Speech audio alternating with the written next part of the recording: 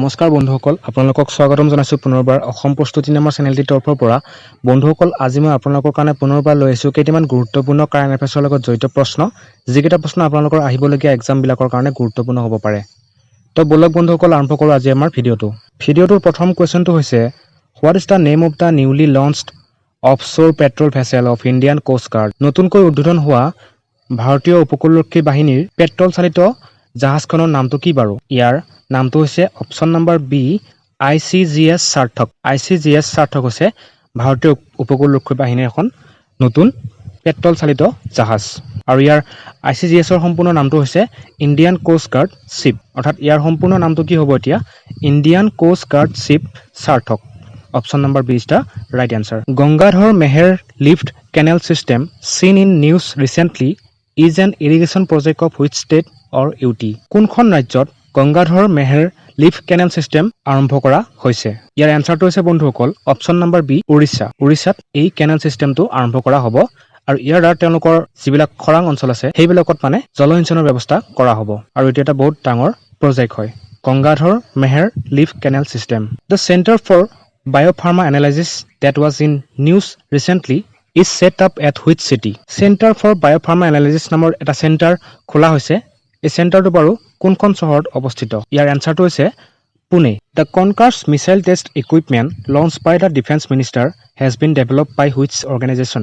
কনকাৰ্ছ missile test equipment এইটো অলপতে উদ্বোধন কৰা হৈছে। আমাৰ ভাৰতবৰ্ষত থলুৱাভাৱে নিৰ্মিত হোৱা মিছাইল টেষ্টিং এটা ইকুইপমেণ্ট, আৰু এই ইকুইপমেণ্টটো বাৰু কোনটো অৰ্গেনাইজেশ্যনে ডেভেলপ কৰিছে? ইয়াৰ এনচাৰটো হৈছে Bharat dynamics limited. Bharat dynamics লিমিটেডে কনকাৰ্ছ মিছাইল টেষ্ট ইকুইপমেণ্ট ডেভেলপ কৰিছে। আগতে এই ইকুইপমেণ্টটো ৰুছিয়াৰ পৰা অনা হৈছিল, কিন্তু এতিয়া ভাৰতবৰ্ষৰ মেড ইন ইণ্ডিয়া যিটো ইনিচিয়েটিভ আছে তাৰ আণ্ডাৰত এই মিছাইল চিষ্টেম যিটো টেষ্ট কৰা যিটো ইকুইপমেণ্ট সেইটো বনোৱা হৈছে, এটা ভাল পদক্ষেপ। The famous computer scientist Russell Kirsch who died recently in associated with which invention? অলপতে এগৰাকী কম্পিউটাৰ বিজ্ঞানীৰ মৃত্যু হৈছে, তেখেতৰ নাম আছিল ৰাছেল কিৰ্টছ।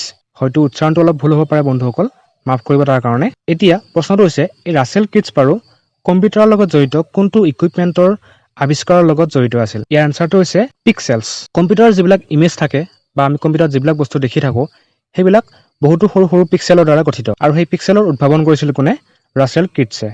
এটা ইম্পৰ্টেণ্ট উদ্ভাৱন আছিল এইটো। What is the name of the robotic Mars rover launch by নাছা?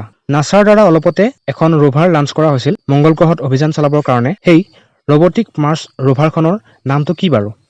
ইয়াৰ এনচাৰটো হৈছে option number B, perseverance. Perseverance এটা ডাঙৰ গাড়ী এখনৰ আকৃতিৰ হয়, আৰু এইখনে মংগল গ্ৰহত বিভিন্ন ধৰণৰ পৰীক্ষা নিৰীক্ষা চলাব, আৰু এইখন 2021 চন মানত মংগল গ্ৰহ পাবগৈ। মহাত্মা গান্ধী সেতু বা ব্ৰিজ ডেট ৱাজ চিন in news is located in which state? Mahatma Gandhi সেতু এইখন বাৰু কোনখন ৰাজ্যত অৱস্থিত?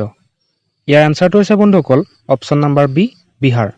বিহাৰত মহাত্মা গান্ধী সেতু অৱস্থিত, আৰু এইখন অলপতে আমাৰ ট্ৰেন্সপৰ্ট মিনিষ্টাৰ নীতিন গাডকাৰীৰ দ্বাৰা উদ্বোধন কৰা হৈছিল। Subhash Chandra Bose Aapda Prabandhan Puraskar is awarded by which union ministry? Subhas Chandra Bose Aapda Prabandhan Puraskar এইটো বাৰু কোনটো কেন্দ্ৰীয় মন্ত্ৰালয়ৰ দ্বাৰা দিয়া হয়? ইয়াৰ এনচাৰটো হৈছে মিনিষ্ট্ৰী অফ হোম এফেয়াৰ্ছ, আৰু এই বঁটাটো দুৰ্যোগৰ সময়ত কৰা সহায়ৰ বাবে বিভিন্ন ধৰণৰ ব্যক্তি বা অনুষ্ঠানক বা প্ৰতিষ্ঠানক দিয়া হয়, আৰু অলপতে তেওঁলোকে এইটো বঁটাৰ কাৰণে নমিনি দিবৰ কাৰণে তেওঁলোকে ঘোষণা কৰিছে।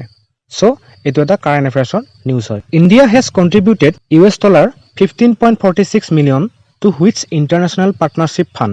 কোনটো আন্তঃৰাষ্ট্ৰীয় পাৰ্টনাৰশ্বিপ ফাণ্ডলৈ ভাৰতবৰ্ষই অলপতে $15.46 মিলিয়ন সাহায্য আগবঢ়াইছে? ইয়াৰ এনচাৰটো হৈছে India UN development partnership fund. India UN development partnership ফাণ্ডলৈ ভাৰতবৰ্ষই অলপতে $15.46 মিলিয়ন সাহায্য বা অৰিহণা আগবঢ়াইছে। আমাৰ একেবাৰে শেষৰ কুৱেশ্যনটোলৈ আহিছোঁ বন্ধুসকল। Over 44 lakh tons of food grains were taken by the states and UTs under which scheme? অৰ্থাৎ কোনখন আঁচনিৰ আণ্ডাৰত ভাৰতবৰ্ষৰ ৰাজ্য আৰু কেন্দ্ৰীয় শাসিত অঞ্চলবিলাকে প্ৰায় 44 লাখ টন খাদ্যশস্য গ্ৰহণ কৰিছে বা কিনি লৈছে? ইয়াৰ এনচাৰটো হৈছে অপশ্যন নম্বৰ বি, প্ৰধানমন্ত্ৰী গৰীব কল্যাণ অন্ন যোজনা 2। প্ৰধানমন্ত্ৰী গৰীব কল্যাণ অন্ন যোজনা 2ৰ অধীনত ভাৰতবৰ্ষৰ ৰাজ্য আৰু কেন্দ্ৰীয় শাসিত অঞ্চলবিলাকে 44 লাখ টনৰ ওপৰত খাদ্যশস্যবোৰ ক্ৰয় কৰিছে। তো বন্ধুসকল, একেবাৰে শেষলৈ ভিডিঅ'টো চোৱাৰ কাৰণে আপোনালোকক বহুত বহুত ধন্যবাদ জ্ঞাপন কৰিছোঁ। যদি কিবা নতুন কথা শিকিলে আজি আপোনালোকে প্লিজ ভিডিঅ'টো লাইক কৰিব, বন্ধুবৰ্গৰ মাজত শ্বেয়াৰ কৰিব। যদি চেনেলটো আপোনালোকে এতিয়ালৈকে ছাবস্ক্ৰাইব কৰা নাই তেনেহ'লে প্লিজ চেনেলটো ছাবস্ক্ৰাইব কৰি দিব। ধন্যবাদ পুনৰবাৰ। জয় আই অসম।